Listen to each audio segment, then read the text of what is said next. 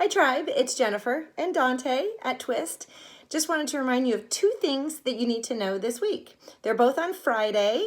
This Friday, the 23rd, at 4 o'clock is our free Foundations of Yoga workshop. It's from 4 to 5:30. It's free to anybody. Bring your friends if you're interested in learning a little bit more about what yoga is, what yoga isn't.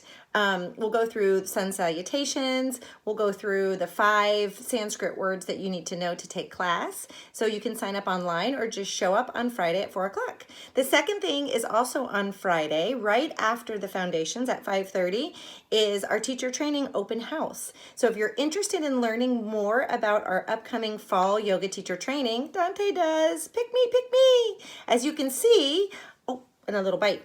Anybody can become a certified yoga teacher, even if you have only been practicing for a little bit of time.